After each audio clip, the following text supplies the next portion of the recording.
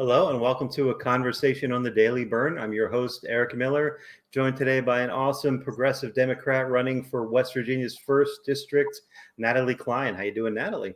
I'm doing great. Thank you. Thanks for having me tonight. Thanks for taking some time to chat with me. I want to get into some of your policies. As per usual, I want to talk about how terrible the Republican incumbent is that you're looking to unseat. Pull up a profile of your district. Just real quick, you're endorsed by Working Families Party, Demand Universal Health Care, which is known as DUH, No Dems Left Behind, which is, I think, maybe how I first discovered your campaign, Local Sunrise Movement, and so forth. Federation of Teachers also, I'm really proud of that one. Excellent. Yeah, AFT. Yeah. And your background is in international studies. You're a linguist and I think a language teacher. And I want to ask about West Virginia and teacher strike and where that stands. But what inspired you to run this cycle? It started with anger, to be quite honest. I'm obviously never had any desire to be a career politician. Never thought I would do this. Other people should be doing this.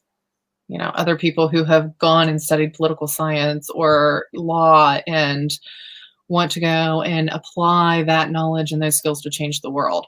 But we don't have enough of them doing that.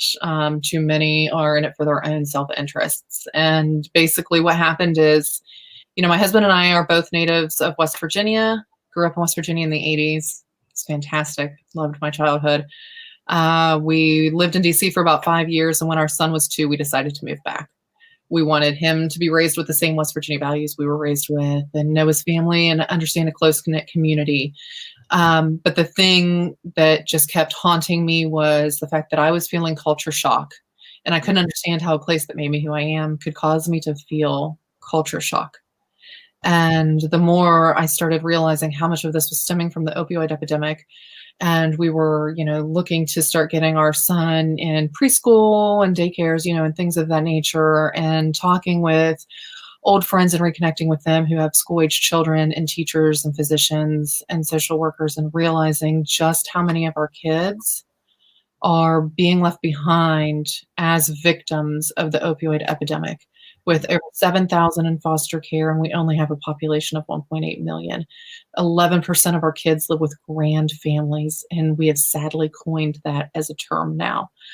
And I just saw that this was an epic failure of every level of government for our state, and we need somebody with fresh, new ideas and with vision who actually cares and is invested with choosing to bring her son back here to raise him and wanting to make sure that his cohort stands a chance when they graduate from high school.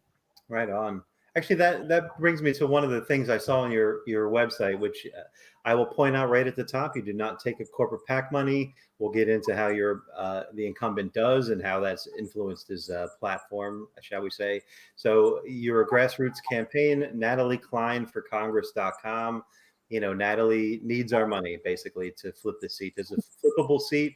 There's a lot of momentum, and I'll talk more about that. But I've been saying on the last couple ones, Jamie Harrison doesn't need any more money. He's got enough money, right? A race like Natalie's could use that $20 you're going to send to Jamie, right? Or Sarah Gideon or Amy McGrath. Like a race like this is going to go a lot further. So Natalie Cline for Congress.com. On the youth front, there's a thing on your website that called the Gen Z Initiative Act. Can you tell me what that's about? Sure. I'm a woman working in STEM, and honestly, there are not enough women working in STEM fields. And it's just one of those little things that I'm kind of passionate about. And when you move back and you realize how there are just not enough opportunities for our kids upon graduating high school to stay here. We lose about 45 people every day to other states. And we're not alone. We're not the only state that is losing its youth. And sadly, what's happening far too often is as these kids graduate high school and feel like they don't have a choice but to leave, they're also incurring tens and thousands of dollars of student loan debt. And it's kind of like, happy graduation, here's your debt. Yeah. And say bye to your families, kiss your mamas goodbye, and don't look back.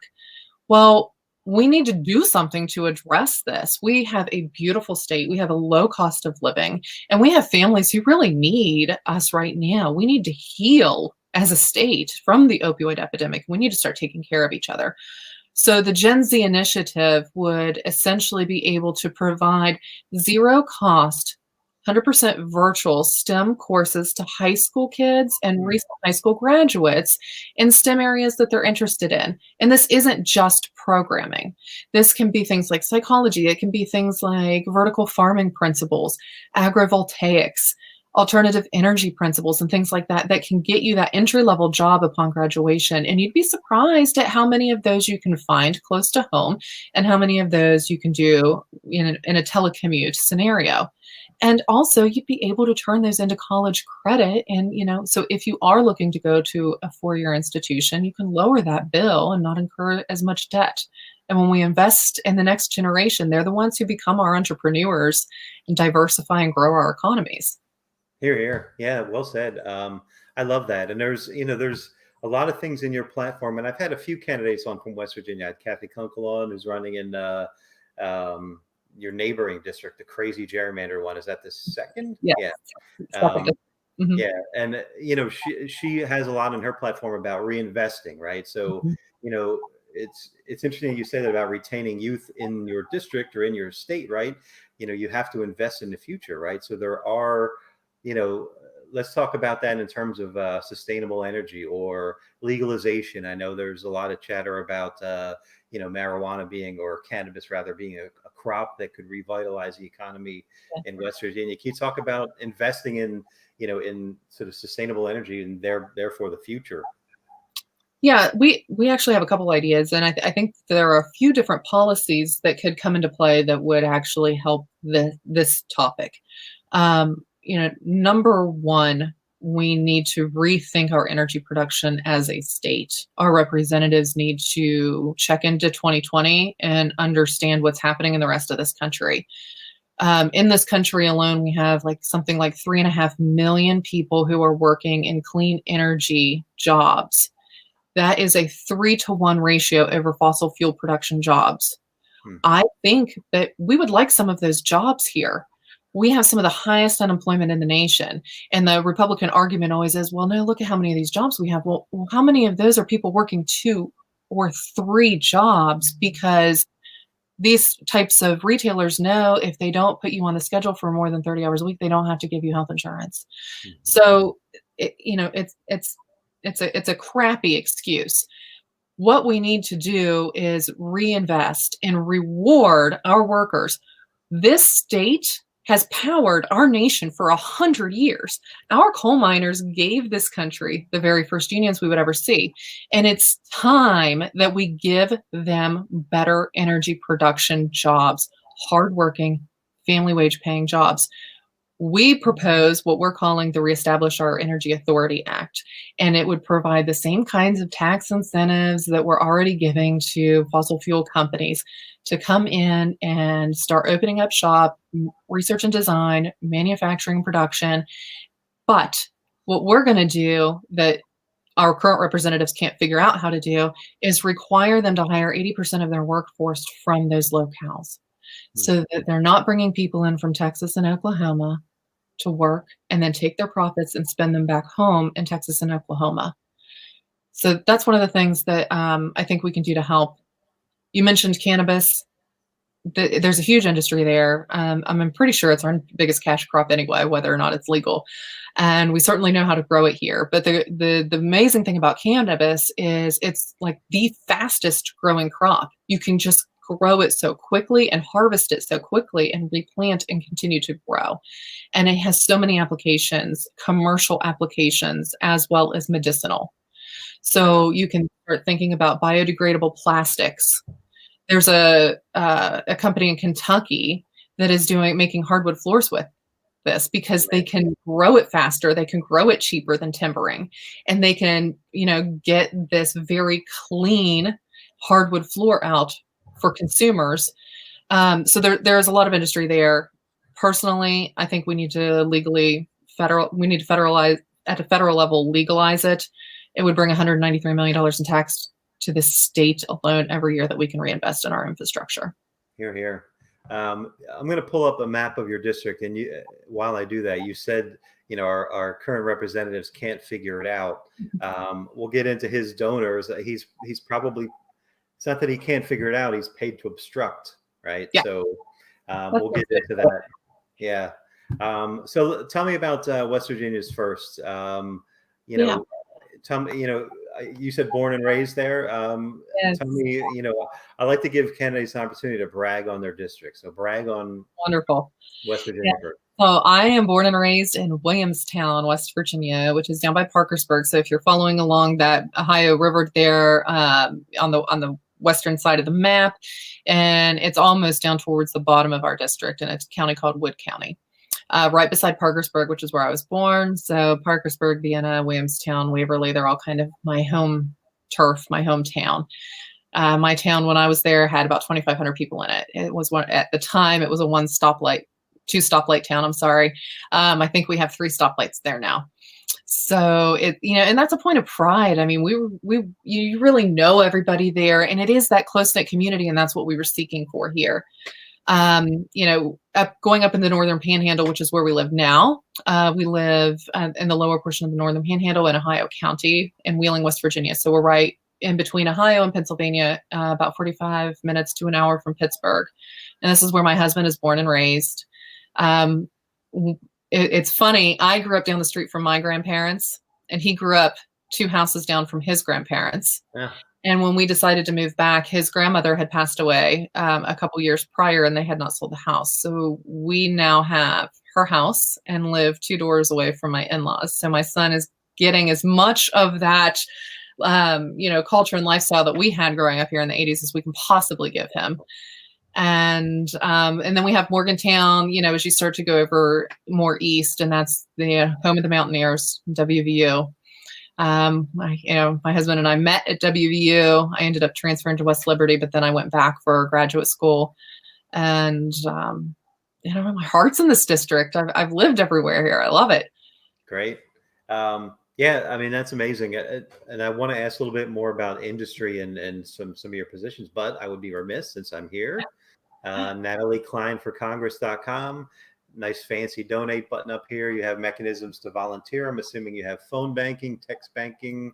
People can sign up and volunteer some of their time and help out. And again, campaigns like Natalie's, that goes a long, long way. So Natalie Cline for Congress.com. Your issues are on there. They're outlined pretty clearly, and there's you have proposals like the Gen Z initiative to reestablish our energy. All those acts are sort of delineated there. So go check out Natalie's website, Natalie Cline for Congress.com, and make a donation while you're there. $5, $10, $100, whatever, right? Let's talk a little bit about the incumbent, right? So his name is David McKinley, and I just did a quick little, he votes with Trump 93% of the time. He's got big donors, Northrop Grumman, Comcast.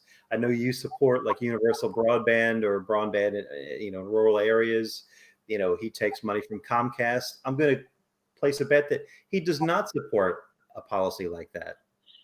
I believe the current policy that they're proposing is a series of bills put forth by a bunch of Republicans. And essentially what it's going to do is it's going to make the application process for creating new infrastructure shorter. So less than 90 days to get your application approved to put up a new tower. Conveniently, when everybody starts yelling and screaming, we need to have broadband for all so that they can hurry up and get their infrastructure up before we say you can't have a monopoly.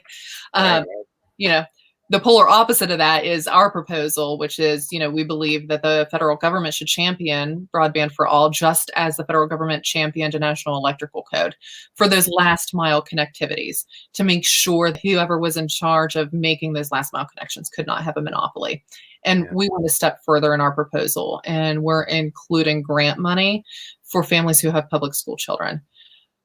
I don't know about you, but we only have Comcast, and my Comcast bill was way too high when our little 2-year, introductory period expired after we moved back. It was, oh my God, we got to cancel all the fun stuff now, just so that we can have basic and the internet. So we need to make sure that if we're going to start relying on virtual connections and broadband for our school kids, that we're able to offset the cost for these families. It's way too expensive.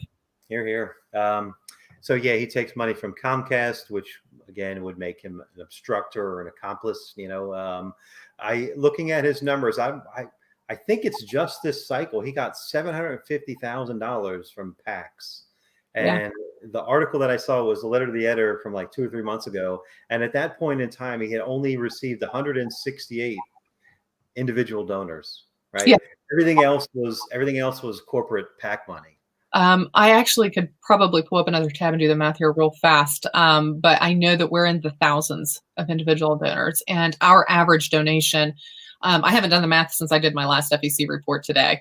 But our average donation cannot possibly be more than like $25. Yeah. Most of my donations are $1 or $5, the vast majority of them. And like when you go through your spreadsheets and do all of this, I have hundreds of pages of those. And that is people who care. Yeah. That is being invested in who you are going to elect as your public official. So, yeah. Yeah, here. Yeah, 168 individuals. If I were to start a campaign now, I could ask 168 friends and surpass that number easily. He doesn't even have 200 friends there. Right? All he has to do is wake up, and some corporation puts money in there because they know he has reliably voted in the corporation's best interests for 10 years now. Yeah, so they know it's a safe bet. Yeah, what would be one?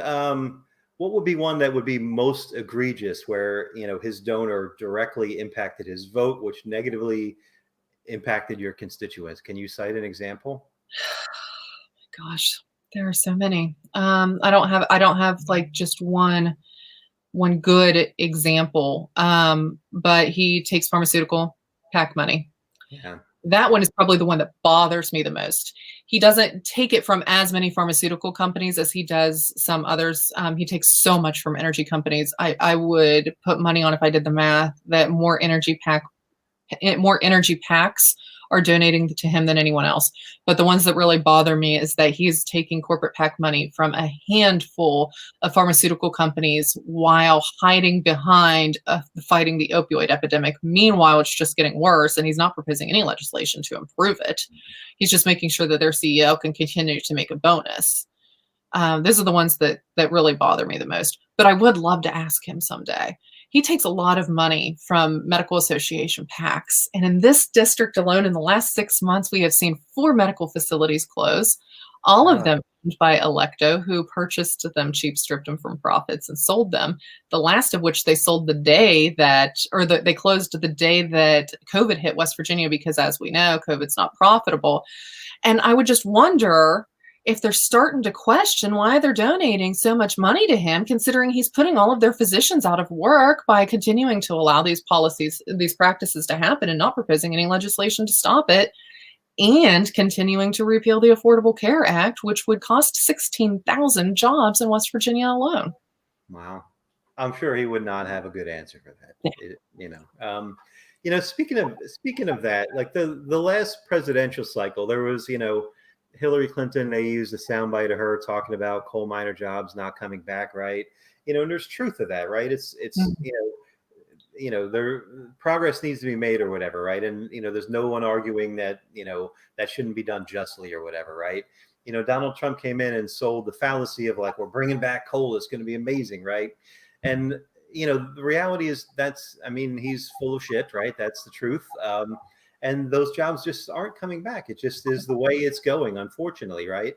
Mm-hmm. Between between 2016 and now, that realization has had 4 more years to sink in, right? And you have candidates like yourself, and there's other progressives running in West Virginia. You had, Bernie at a national level, right? Messaging Green New Deal, just transition, re-educating. It's not like you work in coal on Friday and then you're going to work on a windmill on Monday. There's a just transition, right? And that message is getting out there more and more, right? And thanks to candidates like you and Paula Jean Swearengin, Kathy, I'm trying to remember that the Hillary. Okay, right. Hillary Turner, right? That image of the 4 of you wearing white was super powerful. Thank you. But those messages are getting out more. Are they landing? Like, are they seeing now your constituents like, what, that was a con? Like, it's time that we reinvest in ourselves. We have this legacy of, like you said, unions and powering the country. Let's let's retain that. Let's refresh that. Let's, move forward with that. Like how is that landing? Yeah. People are seeing it for what it is. I mean, if nobody gets a job, how can you continue to toe that line? Right. The simple fact is coal didn't come back. We have not had any additional coal jobs since Donald Trump took office. In fact, we're seeing more go bankrupt since he took office. And at a certain point, people have to look at their bank accounts, and when they realize that, they didn't get a better job, they still have a mortgage to pay, they still have to put food on the table, they still need, health insurance. So I've not met anybody yet who doesn't want a good, hardworking family wage paying job. And I think that I think there was just a large mistake by the Democratic Party as a whole, who just didn't really understand places like West Virginia, where coal is our identity. Right. We all are either related to someone who has worked in the mines or works in the mines ourselves. It is our identity, and we are so proud of it because of what we did for this country by, powering it for 100 years, but because our coal miners are the ones that set the precedent for this whole country to have unions.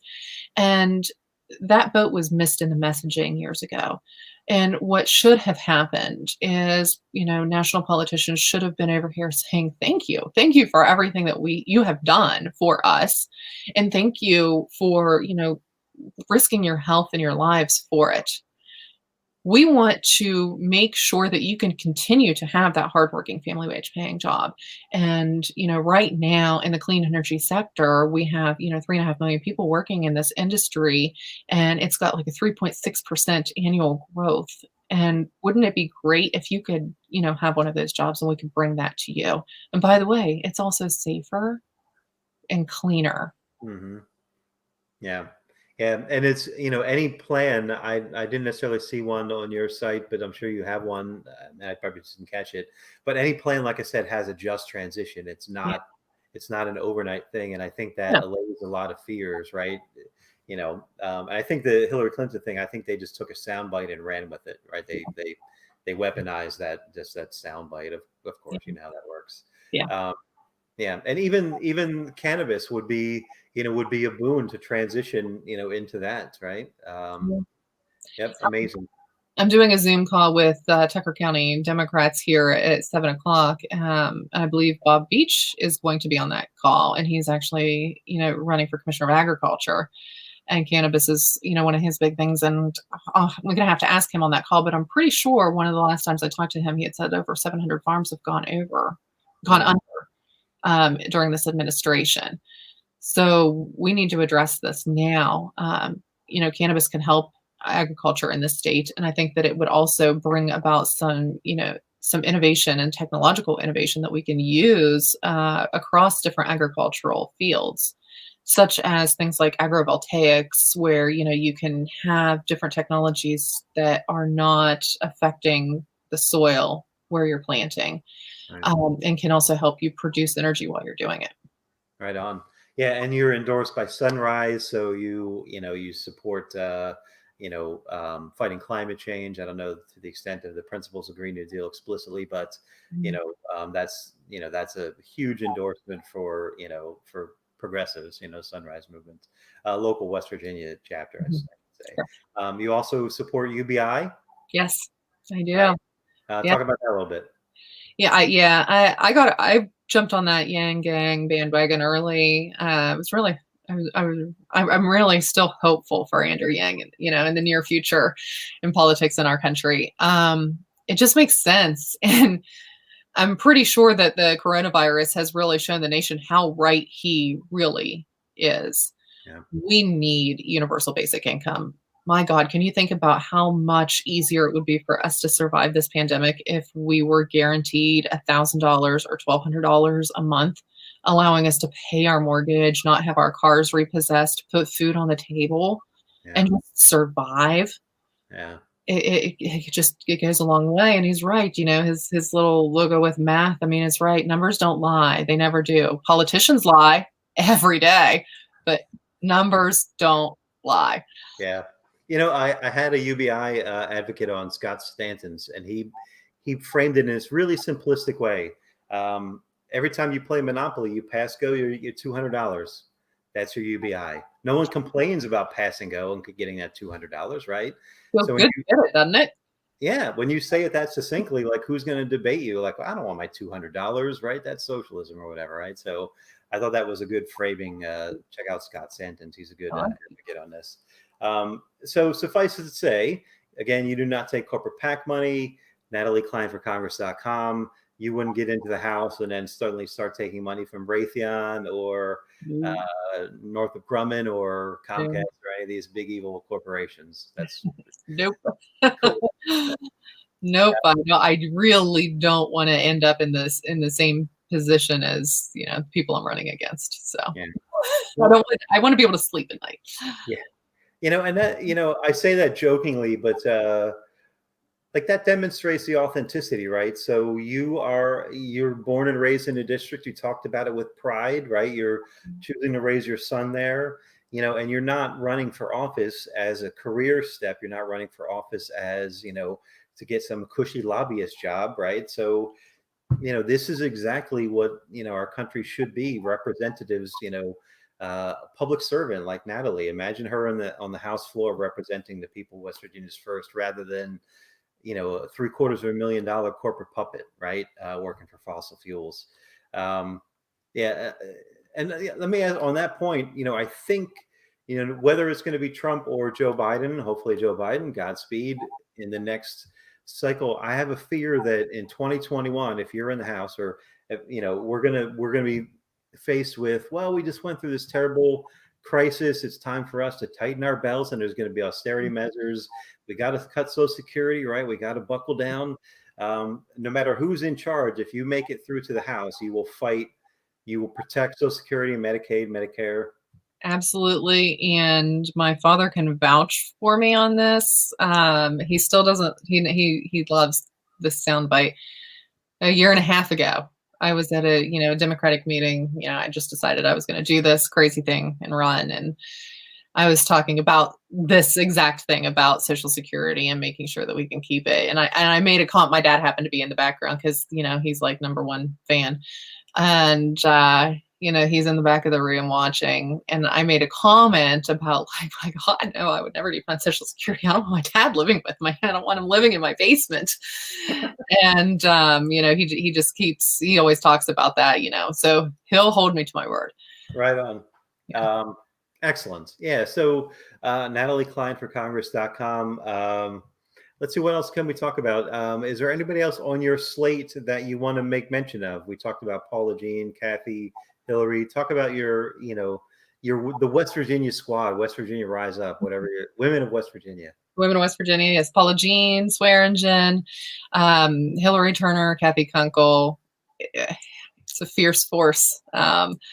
I'm proud to be a part of it. And it's one of those things that you couldn't plan it if you wanted to, but wonderfully. So we all won the primary. All 4 of us are the nominees, and we've been working together, and it's been wonderful. And it provides such inspiration. I know it does to me. I think it does for the others too, to be able to have real conversations with other candidates, share stories, share resources, and be talking about what we want to do when elected, and know that you're already going to have that ally and that person whose office that you can walk into and start pitching policy and work it out. And and the biggest thing about all of this is that every single one of you comes from the same background, and that is the background of the people in your state. So we will be able to sit there and talk about how to craft a policy that is actually going to help the people of the state, and we will be able to identify if we are on the right track or not, because we'll be able to say, yeah, you know what, that would help me too, and not just my bank account or a CEO's bank account, because that should be irrelevant. It should never be about anybody's bank account other than the people of your district, to make sure they have money in their checking account and can pay their mortgages and buy groceries. Yeah, here. Wonderfully said. Let me ask you about education. You're an educator, and West Virginia kind of kicked off a movement, I guess, a year or two ago about the teacher strike. What was for those that didn't pay attention, what was the result of that, and what's the fight look like now, and what would you do in the House to bolster that fight? Yeah, so they had some compromises. They did get some progress made. The fight's not over. I feel so bad for our teachers. I taught at WVU. I was not a public school teacher, and now I work for a software company. So I don't feel what they feel every single day. And these educators are literally the first line of defense for so many of our kids in the state. They know when something is wrong.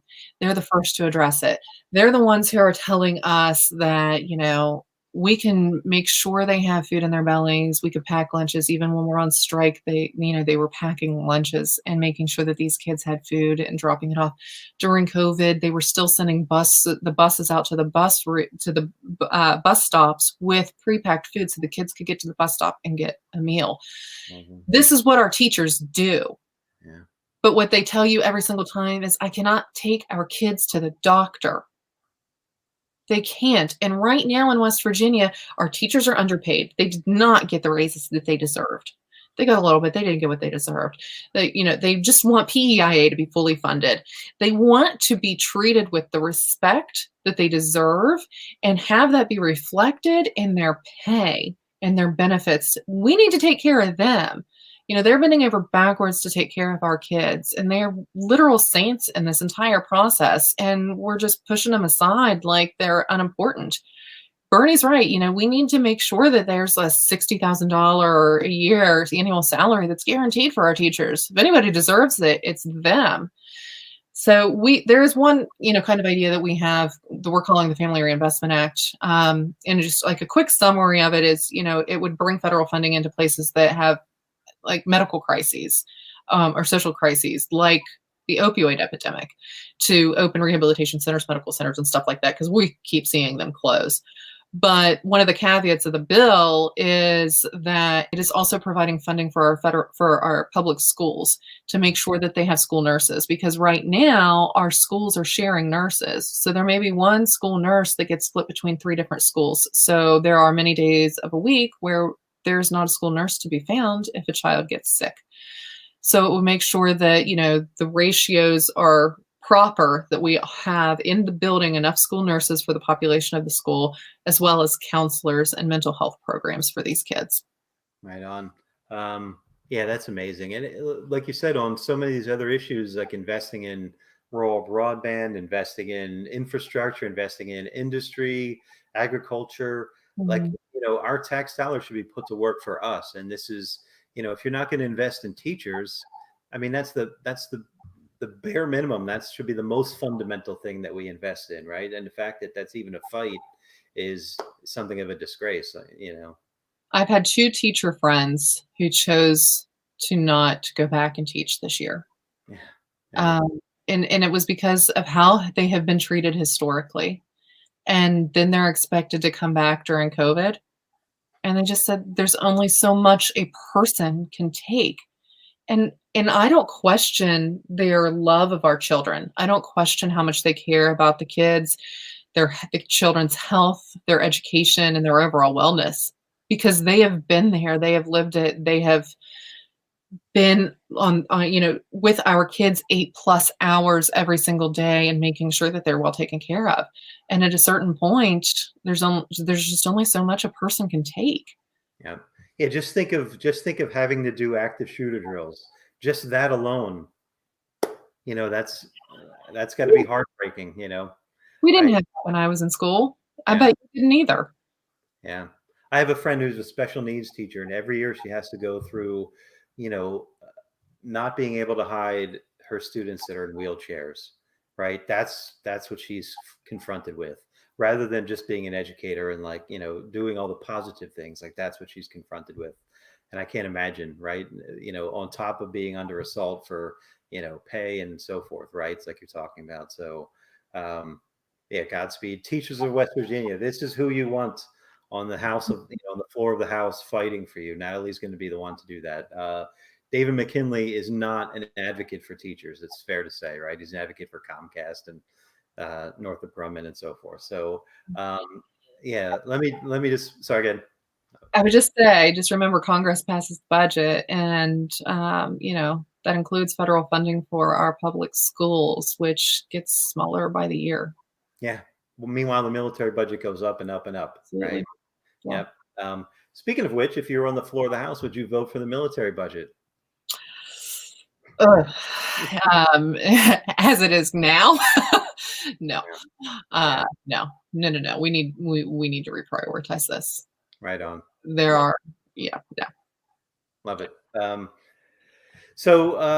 it's been a real pleasure to chat with you, Natalie. I thank you for running. Thank you for raising these issues in your district. I think in aggregate, there's hopefully, I hate to use the phrase blue wave, but hopefully in aggregate, there's this message happening, right? There's this awareness that's happening, this, awakening. And, Paula Jean last time made good headway. Hopefully this time she'll make it in, right?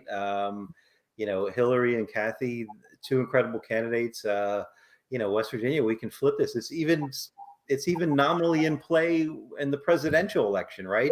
Yes. Biden got a 20-point swing in the last 2 weeks. In West Virginia, Trump won West Virginia bigger than he won any other state, and Biden just gained another 20 points here. And I have to say, it's not just because you want to label states by color and say West Virginia is a red state. Not historically, we weren't. It's only been a 20-year phenomenon that we have been red, and it's just because the GOP got really good at marketing. They found two issues to just keep talking about and nothing else, and ignore all the stuff that actually affects people's lives, and they flipped it. But we're all still here. All of us Democrats who were here before we turned red, we're still here, and we're mad. Right on. I love it. Yeah, and it's a combination of, like you said, first state to have unions, right? That history is there. There's a pride in that. The teacher strike, there's a movement there. Clearly that was not supported by the right wing, right? Coal did not come back. All these things are bubbling up. There's only so long you can sort of oppress people and pull the wool over their eyes and so forth. So Godspeed, West Virginia. We're gonna do it. Yeah. So again, Natalie Cline for Congress.com. Please go make a donation, volunteer. We got like 2-3 weeks left. Every little bit helps. This is a flippable seat. It's a flippable year. What a blessing it would be to have Natalie on the floor. And anybody else aside from anybody more local that you want to mention on your slate running? Gosh, we have so many great state house candidates right now, state Senate candidates. Danielle Walker in Monongalia County. I mean, she's a force to be reckoned with, and she stands there proudly and will defend, right from wrong every single day. So you have to check out Danielle Walker. Oh my gosh, Rusty Williams, he's fighting for cannabis legalization in our state, and he's right, and he's lived it. He has battled cancer himself, and he knows exactly what he's talking about, and he's fighting. There's just so many. We had a whole movement happen here in West Virginia called West Virginia Can't Wait, and it was about 100 different candidates signed a pledge saying that we just weren't going to take corporate PAC money, and we weren't going to cross the picket line, and we weren't going to back away from a debate. And it was quite simple. And what it became was the biggest resource for 100-some candidates. And I believe 47 of us are on the ticket for the general election. And some had already won their races, for like council races and stuff like that. And it wasn't just Democrats that are part of that movement. There were people from every party that signed on to that. And, if you want to see more about West Virginia candidates, check out West Virginia Can't Wait. They've got some beautiful websites with candidate resources where you can go and look at all of them. Awesome. After you go to Natalie's site and make a donation, then go to that site. Good luck on November 3rd, Natalie. I'm going to be looking for the results to come in, and I can't wait to talk to you on the other side and call you Representative Cline. I look forward to that day. I think you have a new ad. I saw it on YouTube today, so I'm going to play that as we go out with your permission. Sure. I think that's like a minute and a half or so. So, thank you, Natalie. It's been a real pleasure, and good luck on November 3rd. Thank you. Thanks for having me. This is great. Thank you. West Virginians rise up whenever we are challenged. West Virginians rise up to take care of their neighbors, our families, and our kids. That's what I love about West Virginia is we take care of each other. And right now, we need that more than ever. I feel that West Virginia is ready to rise up again, just as we did when we seceded from Virginia for civil rights, just as we did when we stood at Blair Mountain and we gave this country the very first unions that we would ever see. And just as our teachers did when they stood up for what was right and inspired an entire nation to strike. I feel like we're at that precipice again in West Virginia, and it's time that we vote for what's right for all of us. My name is Natalie Cline, and I'm the Democratic nominee for U.S. Congress in West Virginia's 1st District. It's time that this district has a woman leading who knows what it's like to work for every penny that she has earned, who knows what it's like to have medical debt, to have student loan debt, but desperately wants for her son and her son's generation to thrive and have opportunities in this district. It's time that somebody's actually listening, and I will be that person. I'm a wife, I'm a mother, and most importantly, I'm a West Virginian. I'm Natalie Cline, and I approve this message.